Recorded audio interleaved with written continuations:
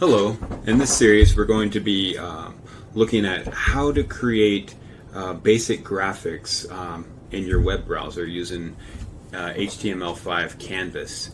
And we'll be doing it through the lens of eventually wanting to make our own video games. But to make our video games, especially if you're coming from a background of almost no game development or no knowledge of any code, it's going to be very hard. So we're going to do the very basics first, and we're going to learn how to create shapes, and then how to modify the canvas using for loops and shapes and text and all that stuff. And so I'm very excited to get started with this lesson on how to add graphics to the canvas. So if we really want to get started with developing games in JavaScript, what we really need is an IDE, not an IDE, but an editor that we can type our code into. And so my favorite is going to be Notepad++. And so if we went to Google and typed in Notepad++, and we went here, it takes us to the very first source. Here is going to be where we want to go. You can click on that, and you can click the download button. That's going to download the 32-bit version. I always install the 64-bit version no matter what. You click on that, you're going to get it to download, and go ahead and run through. You can go ahead and push pause right now while you're running through the installation. And once it pops up and you get the white screen saying welcome or whatever, you can go ahead and resume. Okay, so now that you have that up, and so you probably have a screen that kind of looks like this: welcome to Notepad++, whatever. And I went ahead and added some code today to our very first application. And this is code that I always start with. There are a few things that I might change here, like this FFF and then the width and the height. But this is code that you're going to use in every single application. Okay, so I just keep it as a template for all my my applications, and I might change the width and height or the background color. And so I'm going to give you a second to type this out. Pay very close attention to where we have curly braces, and don't mistake them for brackets.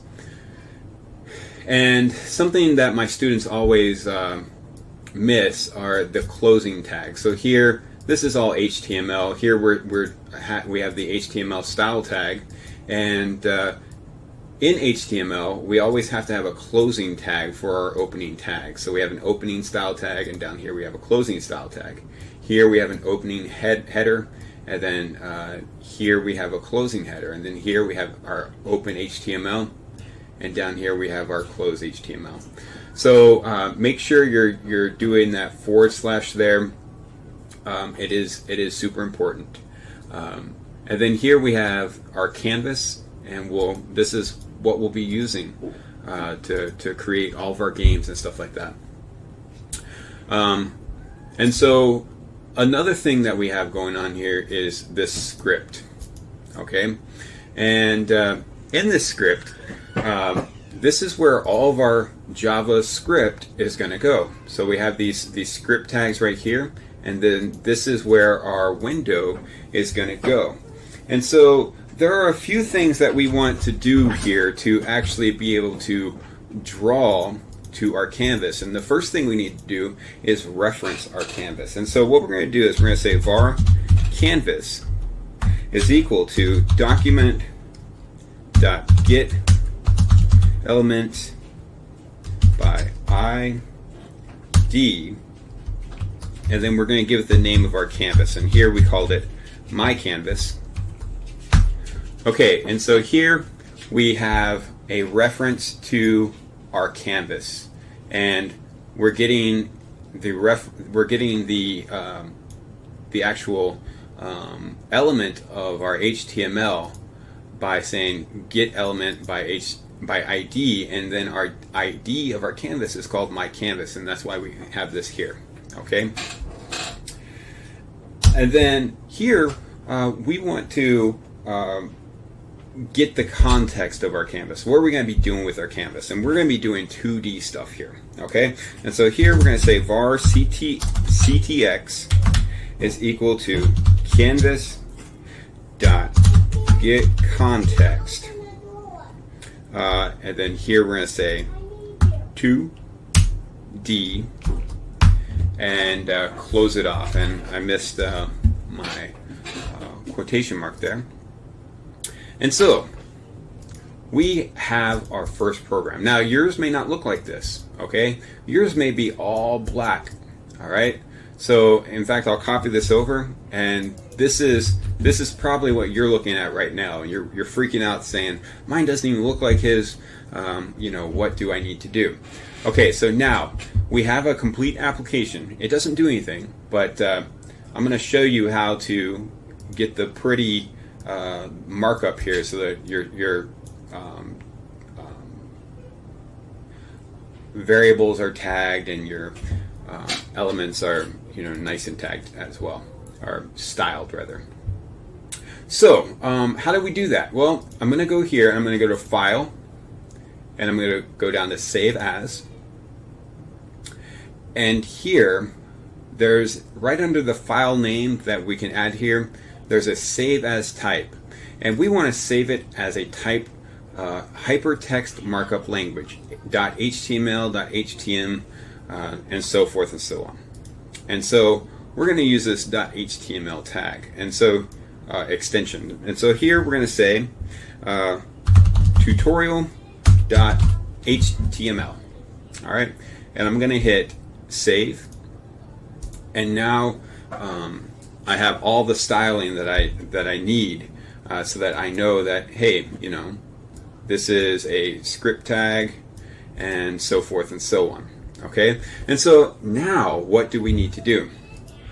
We need to run this in a browser. Okay, so I would advise you to use Chrome, but because it has some pretty good developer tools that we'll use later on in this course.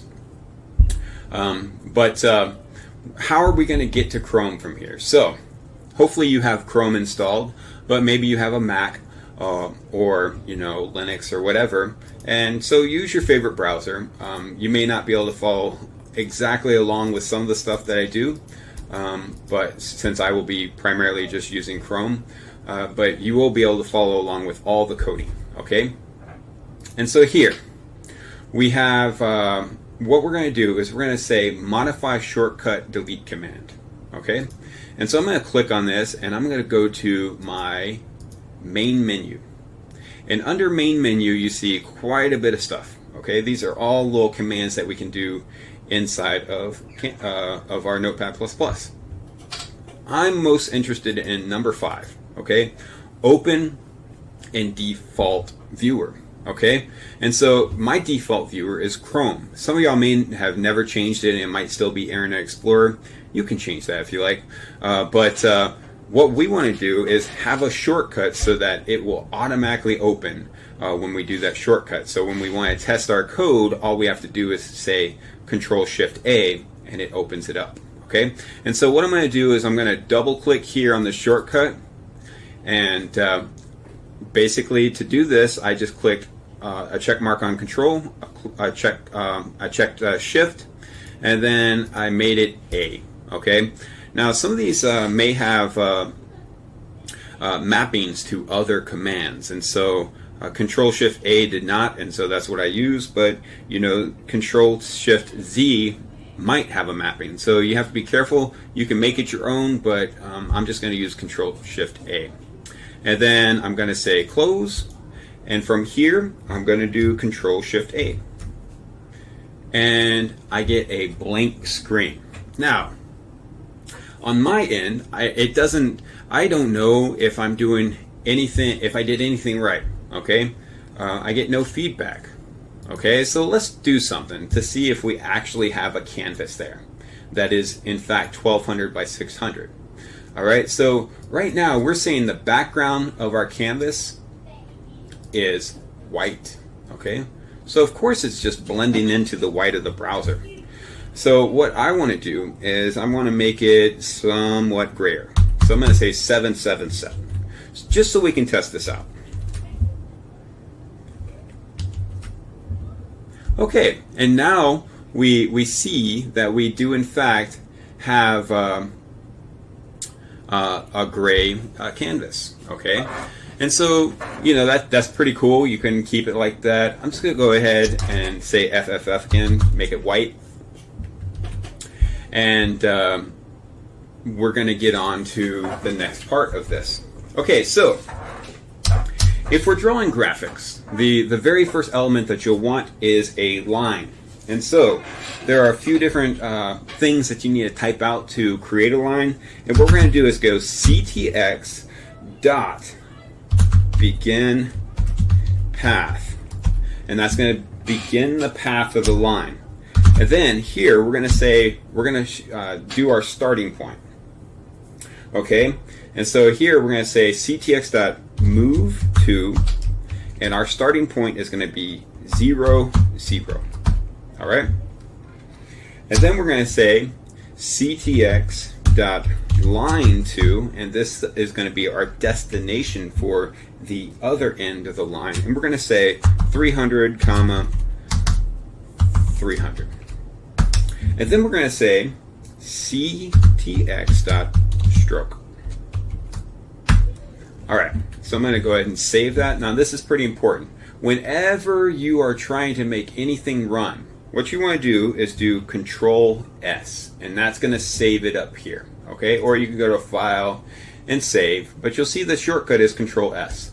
So every time I want to run new code in my browser, I have to save it, or those changes will not make it to my browser. Okay, and so I'm going to go ahead and do Control Shift A right now, and I see that in fact I did get that line. Okay, this is 0, 0, and this is 300, 300.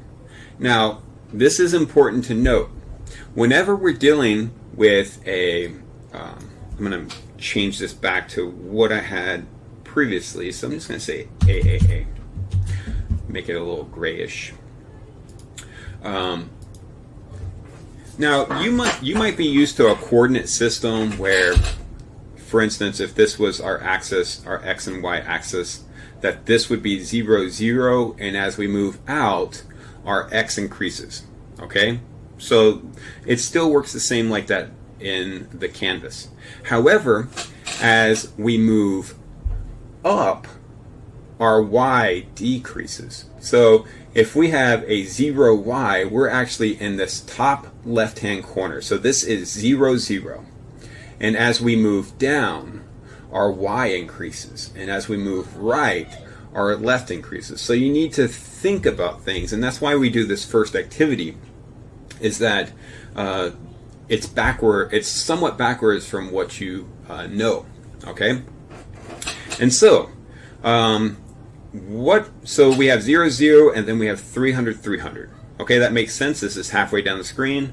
The screen height is 600. And the screen width, again, is 1200. Okay, so we have a line. Okay, now, what if we want to make more than a line? If we had to make a rectangle, for instance, do we have to use 4 lines? Man, that would be a lot of work. The answer is no. There are some commands that just do an automatic rect. So we say ctx.rect, and we can specify the start point. So I'm going to say that I want it to start at 200, 200. And then we have our width and height. So we're starting at 200, and I want a width of 50 and a height of 100. Okay, so I should have a nice little rectangle. Okay, so I hit save, Control A. Let's see here. Oh, so every time you do stroke, and then you actually have to say stroke again. Okay, so this says this is saying that we are starting the line, we're going from here to here, but we actually haven't created the black drawing of it, okay, or whatever color it might be, okay. And so that's what that does. And so now if we saved it again and did Control A, we get our little rectangle, okay. Pretty cool, right? But what if I wanted this rectangle to be filled in, okay? And so that's a different command. What we're going to say is we're going to say ctx.fillRect, and I'm going to move this over slightly. I'm going to make it at 300, 300, and we're going to go with the same size. It's going to be 50 wide and 100 tall. And we ended it at the end of our line, and we do have this nice black rectangle. Now you may be thinking, you know, is this all going to be black and white and gray? No, we could do colors. Okay, so what if I wanted to fill this rectangle with a color? Okay, so we could do ctx.fillStyle, and I would do fill style equals what? I don't know. Red. Okay, I'm going to go ahead and save that and open my browser. Okay, and as you see, I have this red rectangle. Okay, that's great. And so there are 3 different ways that you could do color in JavaScript.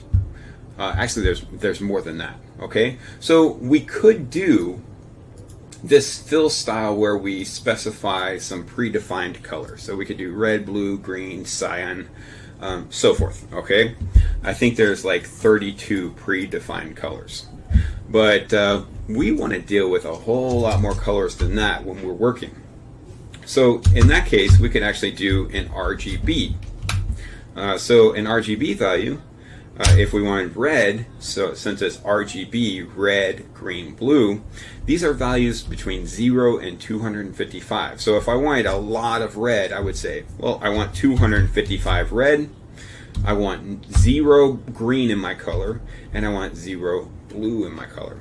Okay, and so I'm going to go ahead and hit save on that and open it up again, and my shape is still red. Okay, now I don't like how it just keeps on opening a new one. I wish I could just open it and it would refresh.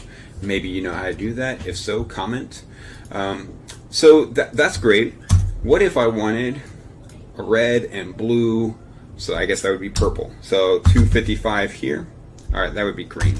So red and blue make a purple rectangle. Let's see if this actually works. And it does.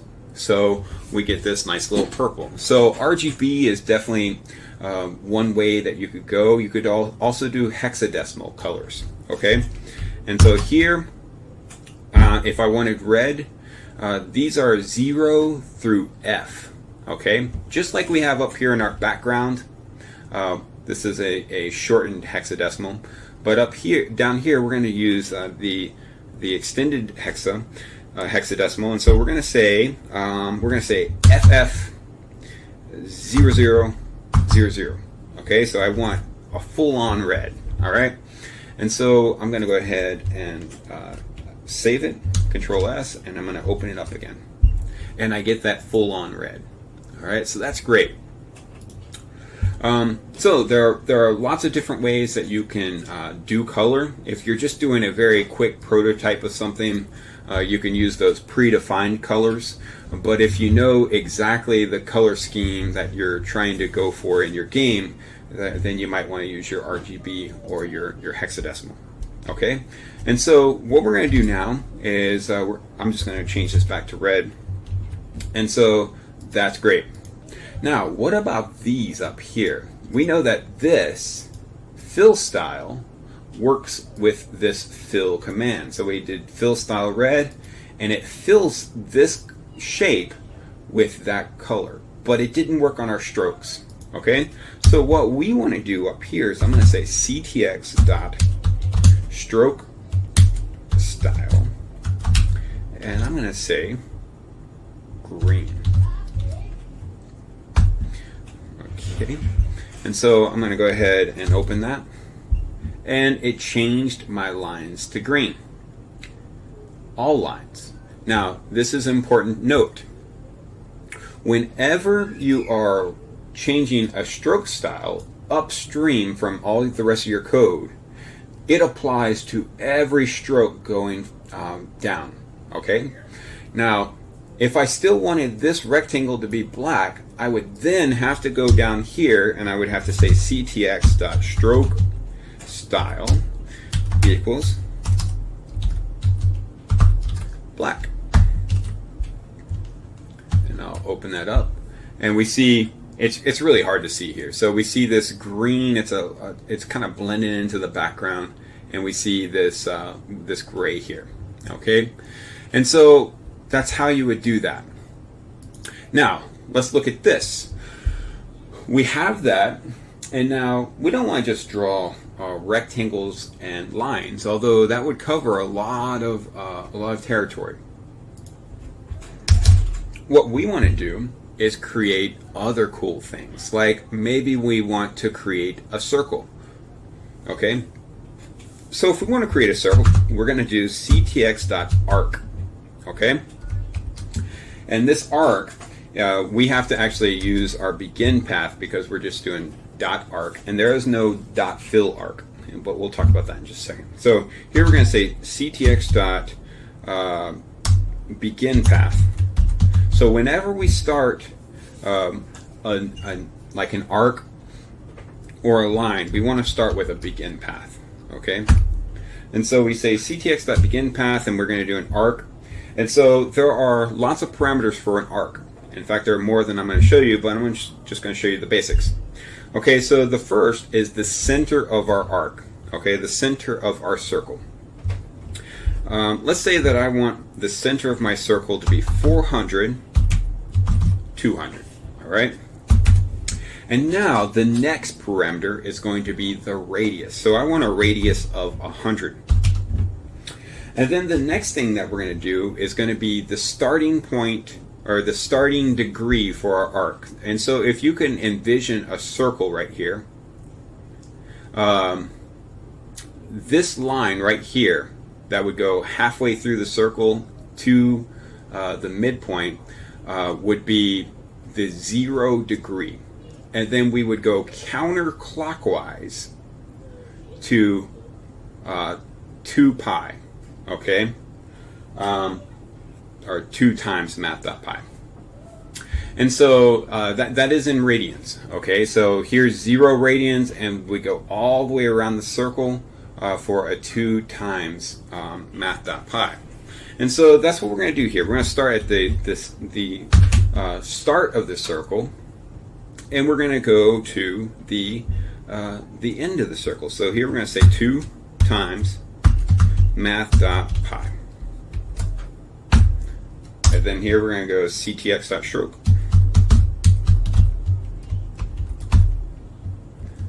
Okay, and I want a stroke style to be ctx.stroke style. And I'm going to say yellow. Oops, need mine.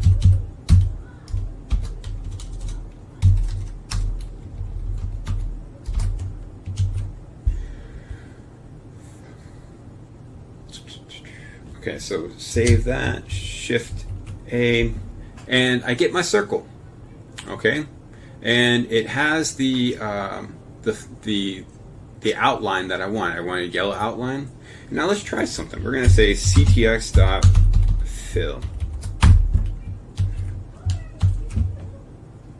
and it can fill an arc too. Okay. So our yellow has disappeared. Now here's a just order of operations. So here we did a stroke style and we stroked, and this is around the perimeter of the arc, and then we filled over it. So basically we covered up this stroke. Okay. Now what if we didn't want to do it that way? Well, let's see if we can get the yellow to show back up. Let's do the fill first, and then the stroke second. And you can kind of see it. We did fill it in, and then we stroked on after the fill, and you see that it now has an outline of yellow. Now, going back to this, so let's just say math.py. If we're doing 2 times math.py, that gives us a full circle. So what do you think a math.py would give us? Well, if you said a semicircle, you would be right. Okay? It gives us half a circle. Now, this by itself, could be a lot of things. Now, the next thing that I want to show you is sometimes you don't want a perfectly aligned X and Y axis rectangle. Okay, what I mean is one that the side of the rectangle is parallel with the y axis, and the other the adjacent side is parallel with the x axis. You don't want that always. Okay. So how could you do, what could you do in that case? I'm just going to go ahead and comment all this out. And so if you went up to edit and you went to comment and did Control K, and I'm going to go ahead and do that right now. We're going to do Control K. Basically, this comments all this out. And so if the code were to run, this wouldn't run anymore. And if I wanted that code back, I could do Control K again, or actually, let's see here. Uncomment, what is that? Well, toggle Control Q. Control Q. Okay, Control K and Control Q. I don't memorize all that stuff. I don't use comments very often, and when I do, they're just single line comments. Blah. Okay, and when you use 2 forward slashes and say this is a comment, then the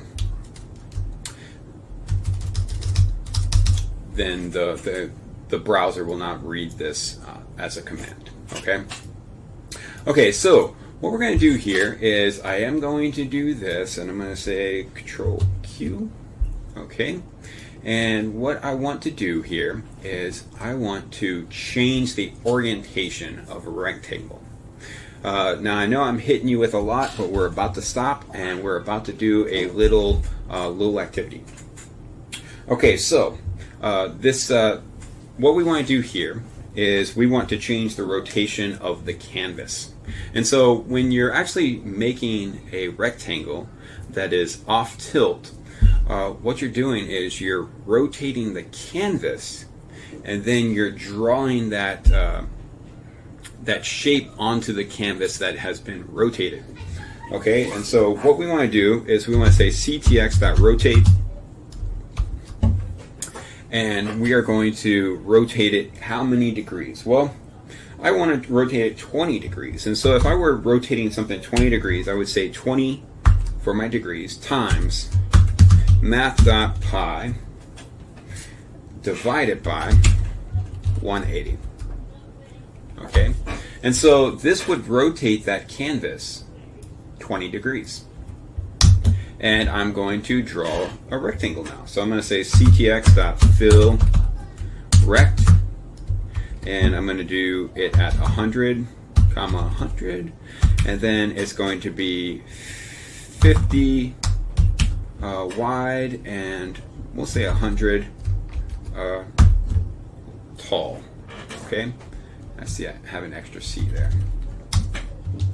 And so I'm going to save that, and I'm going to save that, and then I'm going to open up my canvas, and we see that I have rotated it. Okay, so this is the starting point of our rectangle, and it has been rotated this way, basically clockwise 20 degrees. Okay, now I want to draw regular rectangles again, so I'm just going to say ctx.fillRect, and I want to change this one. We're going to go over 300 and draw another rectangle. Okay, and I'm going to do this. Uh-oh, look at that. Okay, so what have we done here? Well, it is, remember, we have rotated the canvas, so the canvas actually has been rotated. Okay, and so what we're seeing here is that we only moved over, we only added to the X. We didn't add to the Y, but if you look at this, it looks like it moved down. It increased in Y as well. But that's not what happened at all. It's just the canvas itself has been rotated around. So we want to change this so that it's back up at 300, comma 100, so 300 over and then 100 down. Now, how do we do that? What we need to do is rotate that canvas all the way back around. Okay? So, how do we rotate it all the way back around? We started at 0 and we need to get back to 0. So how do we add to that? Well, we're 20 degrees off from the start point. We want to rotate it all the way back around so that it's back at 0. So how do we do that? Well, remember that there are 360 degrees, and we're just going to say ctx.rotate. And we're going to add 340 to it, times math.pi divided by 180. I'm going to save that, and we're going to open this, and it works. Now, this is also interesting. Okay, so this is not in its proper spot that we were trying to draw to. Okay, we said we wanted to draw this at 100, 100, but I guarantee you that this is not 100 because the canvas has been rotated. The canvas is something like this for this shape, all right? And so in respect to the canvas, it is at 100, 100, but in respect to our viewing of the canvas, it's past that. So you want to be careful of that when you are programming, if you're trying to take advantage of the canvas rotation. Here we've rotated it back all the way to 360. 0 and 360 are the same, and so it is back where we would expect it to be at 300, 100. Okay, and so that is basically it. Now, we are not going to do any like animated graphics or anything right now. At this point, we're going to stop the video, and I guarantee you that this has taken longer than the 38 minutes that it took to create this video for you to do these activities, because you're pushing pause, you're typing it out, and then you may have been dealing with errors. So how do we deal with errors? And that's something that we probably should have covered at the very beginning. So let's create an error for ourselves. Let's say that I did ctx rotat, okay? And I'm going to save that and run it. And it ruins everything, okay? All shapes have been lost. All right? So how do I figure out what has happened? I know something should be drawn to the screen. So what I'm going to do is I'm going to right click and I'm going to do inspect. Wow. Okay, so I'm going to right click on it and I'm going to go to inspect, and over here we see it says we have one error here, and to show that error what we're going to do is we're going to go to console, and it says uncaught type error, so it doesn't know what this command is really saying. ctx.rotat is not a function, and then it tells me the line number. It says that it's at this file tutorial.html on line 35. So let's go to that file on line 35. And so I'm looking down, I'm going, and I see line 35 right here. And sure enough, it's rotat. Now, if I'm a beginner, I mean, I understand that rotat is, not what I intended to do. But it is rotate, okay? So that's as good as the commands really get. or I'm sorry, the errors. Let's get rid of that, and we're going to open this up. And again, we don't know what's happening, but uncaught syntax error, we're missing a parenthesis after an argument list, and this is on line 35 as well. So we're looking for a missing closing parenthesis. So we have our opening parenthesis here, we have to have a closing parenthesis, and that was it. So whenever your canvas is not doing what you want it to do, you want to go ahead and right click on the canvas and inspect it, and then go to your console to see what exactly is going on there. Okay, so one last thing I'm going to do before I'm going to set you free on this video. What we want to do is we want to create a for loop. And so you've gotten to this point, and if you're watching this through EMS ISD, you've gotten this point to this point, and you've already gone over loops. So you understand loops. And so we're going to use a loop right now. What if we wanted to use loops to create blocks going across the bottom of the screen? So kind of like bricks, okay? So if I'm going to create a brick, and I have a 1200, so width is 1200, and I want to make bricks that are of size 25, and we'll say 25 by 25. Okay, and so this is going to be 4 times 12, right? So there's going to be 48 bricks across. Okay, so we want 48 bricks, and so I want a command that will make 48 bricks, because man, would it be awful to do 48 ctx.fillRecs, right?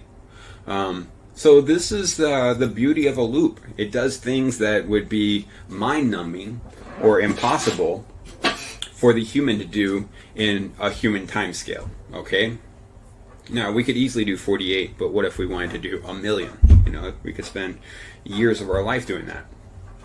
So what we want to do is we want to do for. Okay, starts our loop, and this is a little different than Java. So we're going to say var a is equal to 0.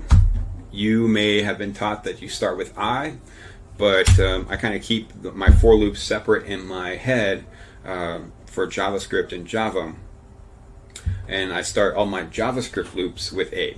It's totally up to you. Okay, it's completely arbitrary. Okay, you could start with Z if you wanted to. You know, the convention has been that you start with A, and if you have an inner loop, you go to J and so forth. Or I'm sorry, you start with I, then you go to J, and then you go to K if you have a, you know, a nested loop, whatever. Okay, it is arbitrary, and we're going to start with A in these JavaScript lessons. So for var A is equal to 0, and while A is less than 48, and then we're going to say A plus plus, and so we're going to loop through 48 things. Now, what I'm going to do is I want this ctx.fillRect there, and here I'm going to do ctx.fillStyle, and we're going to say that this is brown because these are going to be bricks, whatever. All right, and we're going to start this at 0, 0, and the width and height, hey, we're not going to start at 0, 0. I'm wrong. But the width and height, we know that these bricks are going to be 25 by 25. Okay? But we're not going to start this at 0, 0. Where are we going to start this? Well, we want them at the bottom. It's we're going to start it at 0 for the x-axis, so we want to start it right at the very beginning of the x-axis, but we want to start near the bottom of the y-axis, and so we want to start at 575. Okay, this is not going to change. Every brick is going to be at the 575, but this will. And so how will this change? Well, we want it A times 25. So the first iteration of A it's going to be 0 plus 0 times 25, which is going to be 0. So this is going to be right where we want it. The next iteration of a is going to be a 1. So here we're going to say 0 plus 1 times 25. So it's going to start at 25. All right? And so we're just going to run this, see what happens. And we see all these bricks. Okay? Now, that's pretty cool, but it doesn't really give us a brick pattern, does it? We could have just drawn a line. All right. Now, what if we did want the brick pattern? Okay. So if we want the brick pattern, what we could do is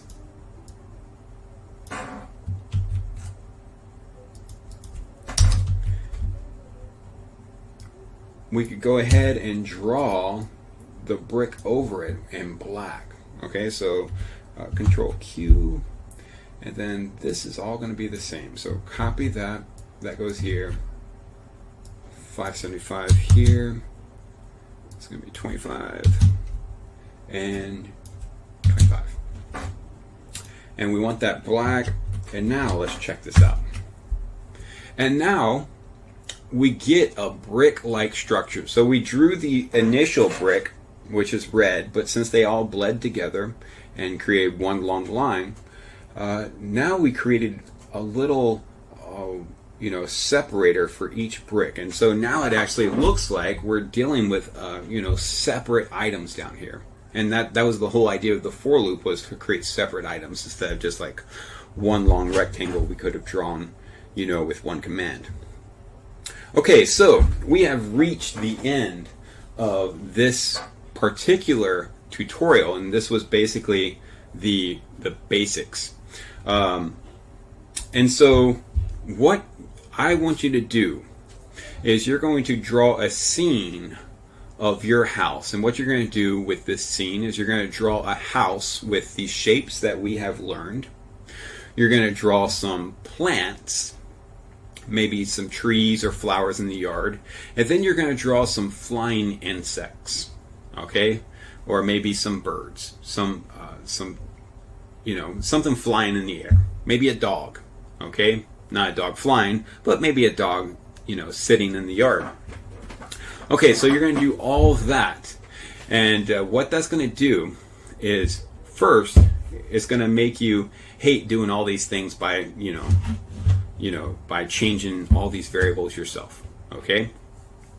The second thing is it's going to get you thinking in terms of this this axis being inverted. Okay, so X still works the same, but Y is different, and you really need to get that to sink in your head if you're going to create video games using the canvas. And then it's going to give you a nice little picture that you can show off to whoever. And so that's what you're going to take. And if you're in one of the classes that are using these video tutorials, you're going to take 2 days on this. Okay? And so that's going to be the end of this particular video. And when we come back, we're gonna make Brick Breaker together. Okay?